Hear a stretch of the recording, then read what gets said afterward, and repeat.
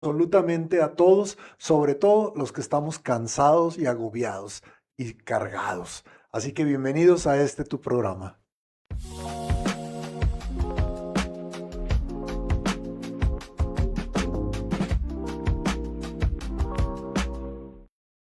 Pues sí, aquí estamos, Naxieli, ¿cómo estás? Bien, Dicken, usted, gracias a Dios, bien. Bien, gracias a Dios. Muy contento porque pues este fin de semana es día importantísimo para nosotros en nuestro país. El día de mañana vamos a celebrar 250 años de la Declaración de Independencia, ¿verdad? Como país. Y eso suena muy interesante porque decimos, ya tenemos un cuarto de siglo, pero resulta que cuando andábamos en las peregrinaciones, veíamos Teotihuacán de hace más de 2500 años. Entonces quiere decir que Ahí vamos. alrededor nos vamos a encontrar muchas cosas muy antiguas y Estados Unidos pues somos un país bebé, somos un país joven y pues es admirable lo que se ha logrado en 250 años en un país que fue fundado principalmente como una búsqueda de la libertad religiosa. Los que no quisieron que se les impusiera la religión, se vinieron hacia acá, hacia Estados Unidos y colonizaron con ese enfoque de la fe. Y eso es lo que hace que este país sea un país creyente, ¿verdad? Y pues lógicamente es un país que ha ido creciendo mucho y tenemos hoy en día ya muchos ateos. Es impresionante la cantidad de ateos que hay en los países, pero de todos modos seguimos siendo un grupo importante. Los católicos de Estados Unidos, a pesar de que no somos la mayoría, somos la minoría más grande de Estados Unidos. Y eso nos habla de que todas las diferentes denominaciones que existen, pues ellos tienen cantidades bastante importantes, pero no son tantos como los católicos. Si juntamos a todos los cristianos protestantes, entonces sí son más que nosotros, pero como católicos dentro de los mismos denominaciones somos el grupo importante. Y esto pues nos pone en un punto que podemos decir que para los católicos celebrar 250 años de Estados Unidos es importante. Bueno, ¿cómo no? Siempre todas las celebraciones son importantes y ahorita que hablaba de las diferentes denominaciones y de las personas que no creen, ¿verdad? Que no creen en la religión católica, este depósito de la fe que se nos ha sido dado, pues sí es bien importante recordarlo y conectarlo, yo creo también con un poco lo que nos dice el Evangelio, que lo vamos a ir desglosando, pero con el ser humildes, con el pedir la sabiduría, ¿verdad? Para comprender la fe y dejar de lado la arrogancia, porque ese es lo opuesto a la sabiduría, a la humildad, al ser pequeños, como nos dice. Entonces, yo creo que todas estas personas que, aunque pocas o muchas hemos ido, haciendo frente en nuestra fe católica en este país, pues estamos invitados, ¿verdad?, a hacerlo desde esa humildad y no desde la arrogancia. Claro que sí. Y el ejemplo primero nos lo da nuestro Papa, que es un hombre muy humilde, es un hombre que nos ayuda a entender lo que Jesús nos pide, porque nos dice en el Evangelio, vengan a mí los que están cargados y agobiados, porque mi carga es ligera. Y es importante entender esto, porque mucha gente dice que la Iglesia Católica te pone una carga muy pesada. ¿Y por qué? Pues porque te dicen que ames al vecino, que ames a tu prójimo. Y dice, eso es muy pesado. ¿Por qué? Porque hay unos prójimos que no merecen ser amados. Ahí está el problema, de que todos somos hijos de Dios y todos tenemos que partir de ahí que hay que amar al prójimo. Y a lo mejor eso es lo que hace que nuestra carga se considere muy, muy pesada, porque hay gentes que te hacen la vida difícil. Es que yo ahora que leía estas reflexiones que hacen diferentes papas, diferentes sacerdotes, decía, la humildad es algo bien difícil, o sea, requiere de 4 cosas. Una, la obediencia, ¿verdad? Y como humanos escuchamos la palabra de Dios, pero qué complicado es hacer la vida. Esa es Ujú. una. 2, la delicadeza, y que es o significa estar en paz. Bueno, todo mundo vivimos mortificados por algo, algo nos roba la paz, ¿no? 3, vivirlo todo con paciencia. No, pues también Uy, bien complicado. Entonces dice, pero porque no hemos entendido que en medio de las cosas que no nos dan paz o en medio de nuestras impaciencias, eh, en medio de las tribulaciones, Dios está con nosotros, o sea, en el sufrimiento está con nosotros. Y la última y la más complicada, ya si estas 3 eran complicadas, la última que dice, abandonar nuestra propia voluntad y nuestra búsqueda personal para abandonarnos en Dios. Entonces, ser humilde y dejar, todas nuestras cargas en manos de Dios, la verdad es que está bien, bien, bien complejo con estas 4, virtudes, ¿verdad? Que nos están invitando a reconocer a Dios como nuestro creador ¿mm? y a dejar de lado nuestra nuestra individualidad, o sea, nuestro querer ser Dios en nuestras propias vidas. Y yo iba a unos retiros y en esos retiros usaban mucho una frase que decían, deja ir y deja a Dios. Porque es bien difícil, porque queremos hacerlo todo nosotros, queremos controlarlo todos nosotros, y hay cosas que para nosotros es difícil soltar, y no las queremos soltar porque queremos que se hagan a A nuestra nuestra manera. manera. Y entonces cuando te dicen, deja ir, suelta y deja que Dios obre, sabes que las cosas van a mejorar, porque Dios siempre va a darle solución a los problemas. Tal vez no de la manera que nosotros quisiéramos, O al que tiempo ahí que es donde queremos. estamos, ¿verdad? Y ahorita que mencionas los requisitos estos, qué difícil es porque decía un padre, el padre Ruggeri, Peter Ruggeri, nos decía, hay que orarle, hay que rezarle a la santa más necesitada, la santa paciencia, porque, Sí. cómo somos acelerados. Vivimos en una sociedad de microondas donde estamos acostumbrados a que todo rápido y todo como yo quiero. Y entonces, si no es como yo quiero y si no es rápido, entonces no lo quiero. ¿Qué pasa con esto? Que nos exasperamos. ¿Qué pasa cuando vamos manejando? Llegamos a un semáforo y el semáforo está en rojo y estoy desesperado y luego se pone en verde y el que está enfrente nomás no avanza y tarda una eternidad que podría ser medio segundo, pero para mí es una eternidad porque yo Ujú. estoy desesperado por llegar a mi casa. ¿Por qué? Porque quiero estar en mi casa. Pero tenemos que entender que todos andamos en lo mismo y que no podemos violar las leyes de la física y vamos a tardar en llegar a la casa Correcto. y vamos a llegar a lo mejor tarde, pero es parte del proceso.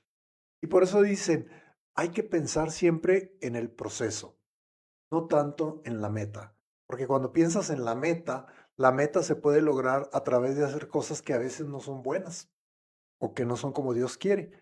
Pero cuando tú te enfocas en el proceso, en lugar de decir, tengo que estar en mi casa antes de esta hora, y tú dices, me voy a enfocar en que voy a tener un viaje tranquilo, un viaje sin perturbaciones, un viaje sin enojos, un viaje sin acelerarme.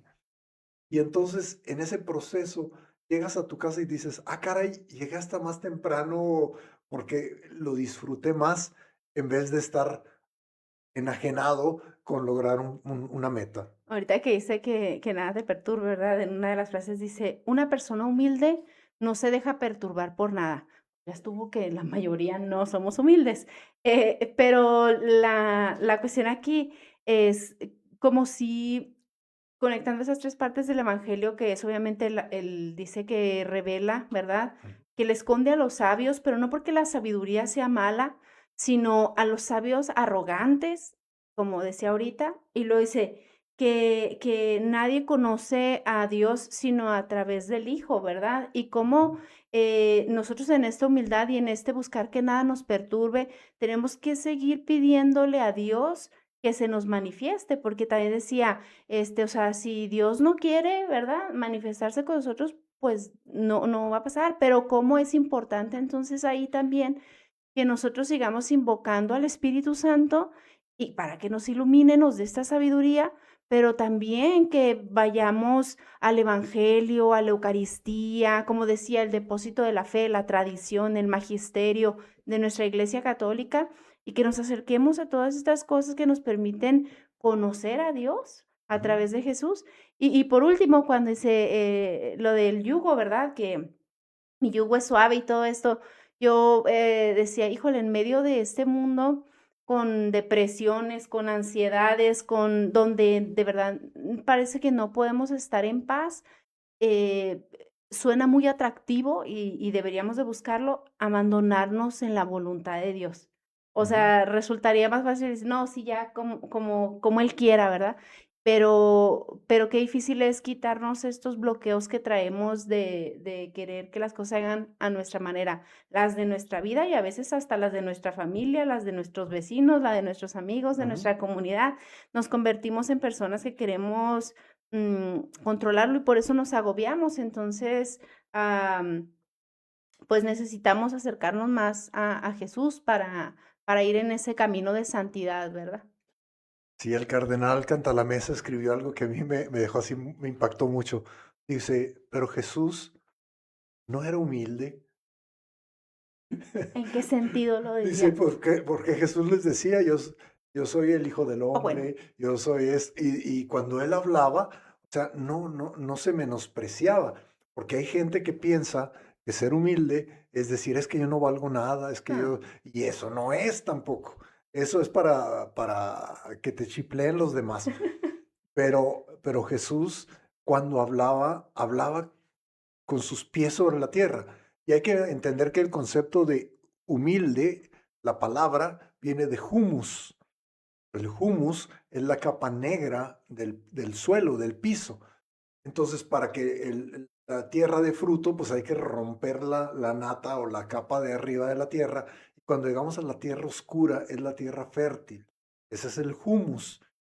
Y una persona humilde es quien tiene los pies sobre el humus. Es alguien que tiene los pies sobre la tierra y que entiende hasta dónde puede llegar y hasta dónde no puede llegar. Por eso cuando bien mencionas ahorita, ¿no? Que hay gente que dice, no, pues ya traté todo, pues a ver ahora qué hace Dios. No, no, tampoco, tampoco. Porque ahí no estás tú siendo humilde y diciéndole, Señor, yo ya hice todo lo que podía. Ahora lo pongo en tus manos para que tú lo hagas, para que tú me ayudes, para que tú me des luz, para que tú me acompañes. Esa es una manera de invitarlo a Él para que Él tome posesión y Él tome la dirección de lo que estemos haciendo. No es decir, pues como yo no pude, pues ahora a Ahora ver sí si entra. tú, aquí me vas a sentar para ver si es cierto que eres tan bueno, para ver si es cierto que lo cambies. Tampoco eso funciona. Por eso es tan importante entender que Jesús nos dice, vengan a mí. Y una vez que venimos a Él, nos dice que nos va a poner el yugo. Y ahí es donde podemos decir, a ver, un momento. Si yo vengo muy cansado, ¿cómo que me va a poner el yugo si el yugo es la carga? Pero Jesús lo que nos dice es, mi yugo es ligero. Y aquí algo importante. El Deuteronomio, capítulo 10 versículo 22. ¿Verdad? Qué Esa me la bárbaro, qué aprendí yo bárbaro. hace tiempo. Ahí nos dice, nunca pongas en un yugo a un buey con un burro. Está prohibido. La ley de Dios te dice, no debes de usar dos animales diferentes para jalar el yugo, porque el yugo no lo jala uno, lo jalan dos. Y entonces dice, no debes de poner a dos seres diferentes jalando el mismo yugo. Y Jesús te dice, vengan a mí, porque mi yugo, mi carga es ligera. Porque Jesús va a estar junto contigo cargando el yugo que tú tienes, que es el yugo de Jesús ahora. Porque Jesús va a ayudarte con la carga que llevas. Por eso te invita, porque si vienes cansado y agobiado y luego te van a poner otro yugo, pues Nadie no. quiere, no es atractivo.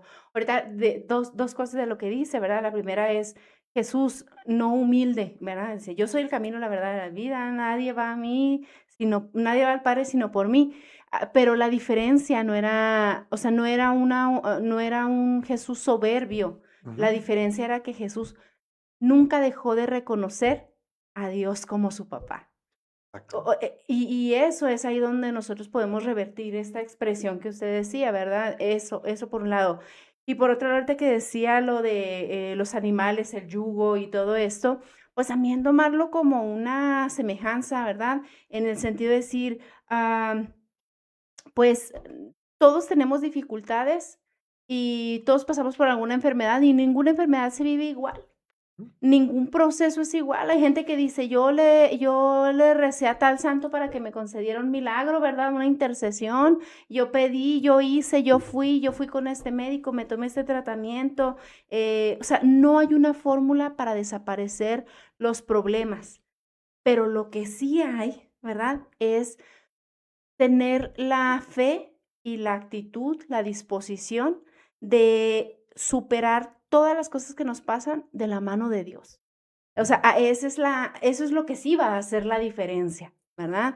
Porque sí, pues todos, una cosita chiquita de problema, de preocupación, de angustia, la tenemos, pero dejando a Dios entrar en nuestra vida y poniendo en sus manos todas las cosas por las que vamos pasando, pues entonces sí es que se hará la carga más llevadera, ¿verdad? Y que es la invitación. Y al final, pues lo único que queremos todos los seres humanos es una vida en paz. O sea, que está muy complicado, pero, poquito a poquito, un día a la vez, y con la intención de siempre vivir, con Dios como centro de nuestra vida. así es. Y mira, el cardenal Cantalamessa cuando menciona eso de Jesús, que dice, Jesús no fue humilde en sus expresiones, pero porque Dios Padre es humilde, porque no hay nadie que esté más arriba que él. O sea, no puede presumir de nada porque él es Dios Padre, ¿no? Y Jesús siempre entiende su lugar y él dice, le diré al Padre, el Padre me escucha, siempre entendiendo. Por eso cuando nosotros llega un momento de sumisión donde decimos, yo ya no puedo con esto, en ese momento reconocemos nuestra debilidad, nuestra humanidad, y entonces lo ponemos en manos de Dios. Y Dios va a hacer grandes cosas, porque como dijo, si Sansón mató a 200 filisteos con una quijada de burro, ¿qué no hará Dios con un burro completo, no? O sea, Dios puede hacer muchísimas cosas, pero tenemos que dejarlo que Él lo obre, tenemos que dejarlo que Él lo haga. Y para esto no es dejarlo, significa así como cuando voy a usar mi ejemplo, cuando yo dejo que maneje mi esposa. Le digo, mira, ahora manejas tú. Y agarra el volante y se sube, pero ahí voy, cuidado con esto, aguas con esto. También ella lo hace conmigo, no te Sí, sí. preocupes. Pero el caso es que entonces, ¿cómo lo estás haciendo? Si lo hacemos con Dios. Señor, aquí está mi vida, te la pongo en tus manos, tú condúcela, pero no por ella, Señor. Y no hagas esto, y cuidado con esto. Entonces, ¿dónde está ese dejar, soltar? Por eso dice, pondré mi yugo y mi carga va a ser ligera, porque Él nos va a ayudar en el caminar. Él nos va a ayudar con nuestra carga y con nuestros pecados. Porque Jesús se llevó en la cruz que los pecados del mundo, que eran mis pecados, Mm. los pecados de Omar, que son muchos, o sea, de todos, ay Dios, hasta el micrófono se anda acelerando. Sí, pero todos los pecados se los llevó Jesús en la cruz. Y Él lo que hace es que nos invita a que nosotros vayamos a Él y con esa fe, con esa confianza en Él, le pongamos nuestra vida en sus manos para que Él nos ayude a salir. Pero, importante, Él nos ayude, no que Él lo haga todo, porque hay mucha gente que se queda sentada esperando que Dios lo haga todo. Por eso dice, vengan a mí. Y nos toca dar el paso, o sea, yo creo que Dios no forza, ¿verdad? O sea, entonces Él nos da esta libertad de acercarnos. Entonces es nuestra responsabilidad de hasta dónde, ¿verdad? Muchas de las veces vamos solos, sin acéfalos, sin cabeza, que nos guíe, que nos direccione, porque nos gusta explorar, nos gusta aventurarnos, etcétera, pero no es así.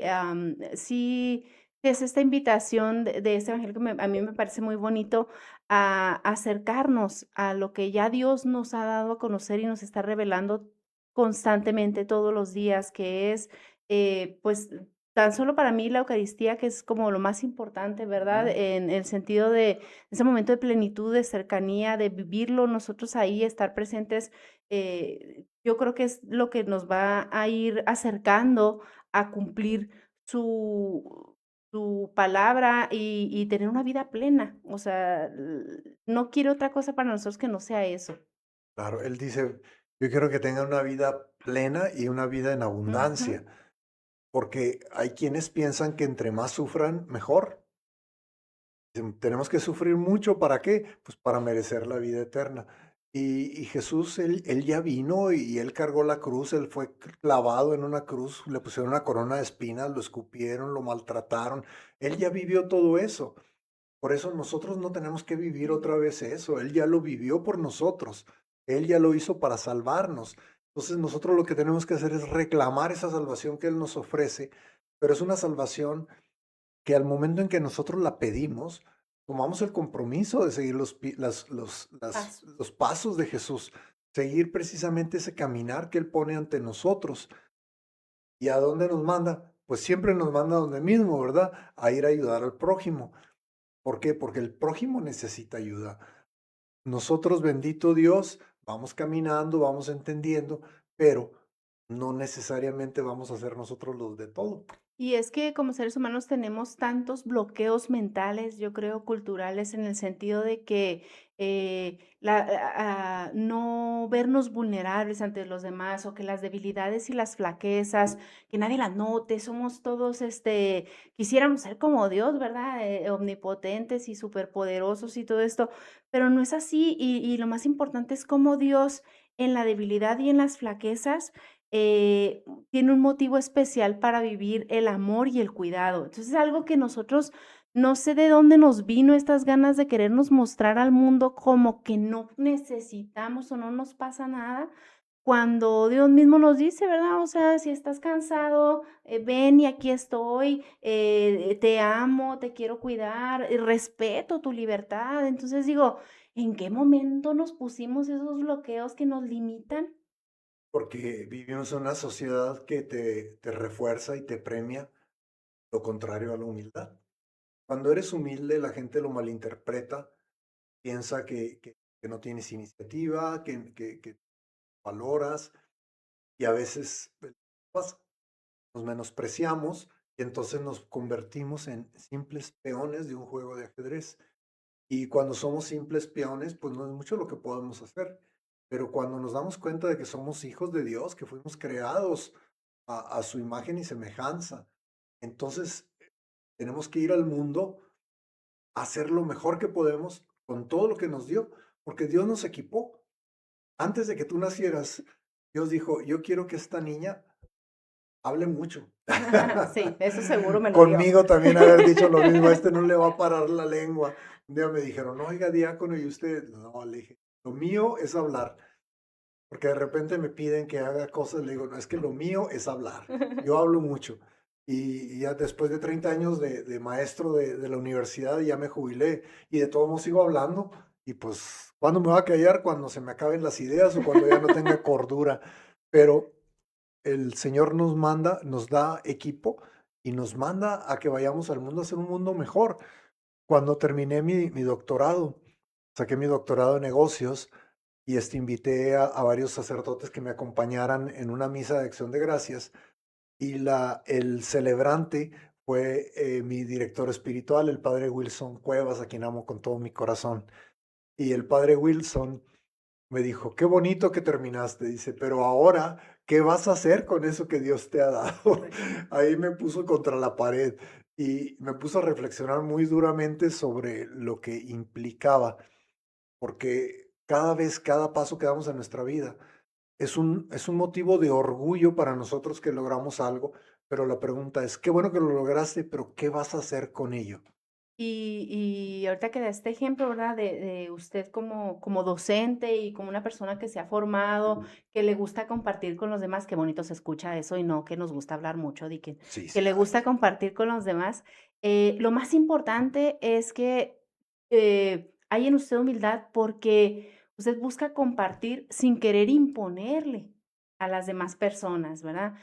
O sea, ha aprendido usted mucho, conocimientos científicos y conocimientos teológicos, de los cuales tiene una, pues una verdad que le permite conocer una verdad revelada y que usted da testimonio con su vida y quiere compartirlo aparte en palabra, pero nunca queriendo imponer, que es otra cosa muy importante de las personas que somos, espero, en algún día humildes, ¿verdad? Decir, hablo con la verdad, pero no te voy a obligar. Claro. Y eso es también romper con esta parte de la soberbia que luego nos quiere ganar. Entonces, también cómo ser cuidadosos con eso. El Papa Francisco nos decía muy enfáticamente, nosotros no somos una iglesia proselitista. Y cuando lo decía, mucha gente no lo entendía. Pero lo que pasa es que, por ejemplo, ahora fue el temblor en Venezuela Venezuela. y nosotros como diócesis vamos a hacer una colecta especial la próxima semana para mandar dinero para ayudar a la gente de Venezuela, ¿sí? Porque es precisamente lo que nosotros queremos hacer. Vamos a mandar dinero para ayudarles, pero no les vamos a decir, les vamos a mandar este dinero, pero necesitamos que todos ustedes sean católicos. Ese es el proselitismo. Proselitismo es ir con las personas, ayudarlas en sus necesidades, pero intercambiarlas por algo que me beneficie a mí. Y dice el Papa Francisco, decía, pero sus palabras se quedan para siempre, dice, no somos una iglesia proselitista porque nosotros vamos y ayudamos al que tiene hambre sin importar sus creencias, sin importar su cultura, sin importar nada. Tiene hambre, le ayudamos. Si vemos los papas, los viajes del Santo Padre, el Papa Francisco, en el Discovery Channel hicieron un documental sobre sus viajes y te enseñan de una manera tan impresionante por qué fue a cada país. Ahí no lo hicieron católicos ese programa, pero les quedó bien católico, porque se llegó el monzón a Filipinas y al poco tiempo ahí está el Papa en Filipinas. Estaba viendo una masacre increíble allá en el Tíbet y ya iba el Papa, Santo Padre. Y lugares donde no tenía nada que ver con la Iglesia Católica, pero ahí andaba él. ¿Por qué? Porque había un evento que despertaba esa necesidad y él iba a defender a los débiles, a los rechazados, a los descalificados, los marginalizados, todas esas palabras que usaba el Papa Francisco. Y él iba, pero él nunca movió un dedo porque la gente se hiciera católica. Él nunca movió un dedo para que la gente se bautizara, aunque sabemos que el bautismo es muy importante. Él no decía, te vamos a dar esto, pero te tienes que bautizar, porque eso ya le quita a la buena acción, le quita todo su buena acción, porque ya se convirtió en una acción proselitista. Sí, no, la verdad que, bueno, digo, Papa Francisco siempre tuvo a bien y seguramente con un equipo bien grande que le permitía ver todo eso. A mí siempre me ha impresionado, digo, ay, los papas cómo están tan al día de tantas cosas, o los gobernantes cómo están al día de tantas cosas, ¿verdad? Que es imposible darse cuenta uno solo, hay que estar atentos a toda la realidad. Pero el Papa Francisco siempre, siempre humano, siempre humilde, siempre sencillo, evidentemente un hombre de fe. Entonces, yo creo que son características que le podemos imitar a él. No tenemos quizá todos pues, los conocimientos que él tenía al haber tenido toda su formación, al haber sido papa, pero lo que sí queremos tener, a ejemplo de él y de todos los que creen, es abandonarnos en Cristo. O sea, ¿para qué? Para poder descansar, para poder, pues, seguir invocando al Espíritu Santo, pedirle la sabiduría, de veras, eso es algo bien importante. Todos hoy queremos ser sabios, pero sabios de los que, sacan 10, pero no se trata de eso, es sabios de los que logran un discernimiento distinto que los mueve a estas obras sociales sin, obtener algo a cambio. Entonces, es todo un ejercicio complicado para los que somos simples mortales, Dicken, porque ustedes ya Claro. están en otro No, no, yo nivel. también soy simple Eh, mortal, no te preocupes, estoy igual. pero pero los que son simples mortales está bien complicado, amar al prójimo, detenerse, hacer espacio y todo eso, pero se vale equivocarse y volver a empezar. O sea, es como esta carrerita en donde no lo lograste hoy, pero tal vez mañana y no te das por vencido porque cada día va a haber algo que nos saque de esta, yo digo, de esta vida perfecta en la fe, pero vamos a seguir intentándolo, ¿verdad? Y la imagen con la que me quedo del Papa Francisco fue cuando fue a África, donde había dos grupos antagónicos que se estaban masacrando entre ellos. Y llegó el Papa Francisco, y estaban los dos hombres, los dos líderes de ambos grupos ahí frente a él, y él se agachó y les besó los pies a los dos. Esa imagen nunca se me olvida, nunca, porque él no tenía ni siquiera nada que ver en eso, pero él fue a reconciliar para que se detuviera el genocidio, para que se acabara esa masacre que estaba viendo. Y ahora que está pasando en África, se está volviendo católica. Increíblemente, África está creciendo el catolicismo tremendamente. ¿Por qué? Porque el Papa dio un testimonio callado, nunca fue proselitista, pero logró tocar muchos corazones. Se nos acabó el tiempo, mis hermanos y hermanas, qué lástima, ¿verdad? Pero bueno, vamos a prepararnos para mañana celebrar el 4 de julio con, como dicen, a la cultura americana con hot dogs y con Hamburguesas hamburguesas y con nachos y con pizzas y toda y esa muchas comida cosas gratis. americana. Así que el Señor esté con ustedes. Y la bendición de Dios Todopoderoso, Padre, Hijo y Espíritu Santo, descienda sobre ustedes y les acompañe hoy y siempre. Amén. Que pasen un bendecido fin de semana.